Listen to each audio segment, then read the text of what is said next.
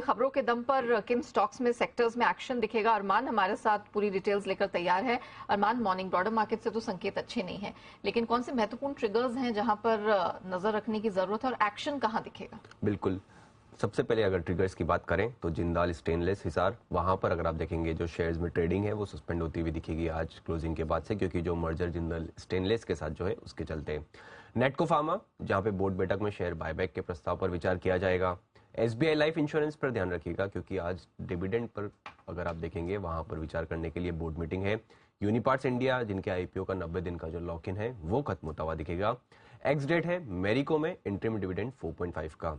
अब आ जाते हैं खबरों पर। खबरों में सबसे पहले अडानी ग्रुप पर ध्यान रखिए, क्योंकि यहाँ पर जो है वो नेगेटिव खबरें लगातार आती जा रही है, जिसमें अगर आप देखेंगे Adani enterprises, Adani green, Nifty alpha 50 index से हटाए जाएंगे, और उसी के साथ साथ अगर आप देखेंगे एसीसी, अंबुजा सीमेंट को निफ्टी 50 लो वॉलेटिलिटी इंडेक्स से भी जो है हटाया जाएगा।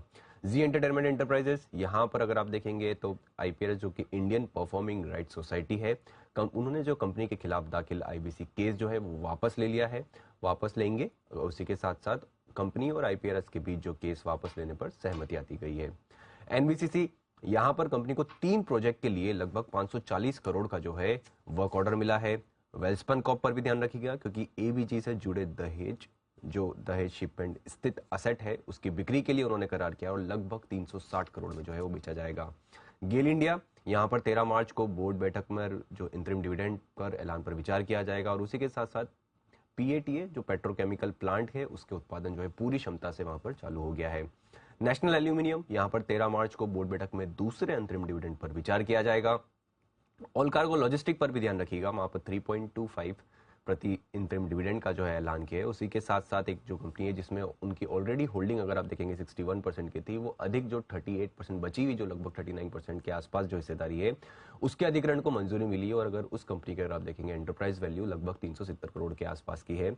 और अंत में इंद्रप्रस्थ गैस पर ध्यान रखिएगा, क्योंकि उन्होंने जेनेसिस गैस सॉल्यूशन के साथ जो है एक स्मार्ट मीटर निर्माण के लिए जेवी का गठन किया है, और इस जेवी में लगभग अगर आप देखेंगे 110 करोड़ की लागत से स्मार्ट मीटर मैन्युफैक्चरिंग जो है ये यूनिट लगाएगी, जो जिसमें अगर आप देखेंगे ये दोनों जो हैं इसमें इन्वेस्ट करने वाले हैं, और अगर आप कुल मिला के इसमें अगर आप देखेंगे तो इनकी कंपनी की हिस्सेदारी लगभग 51% होगी।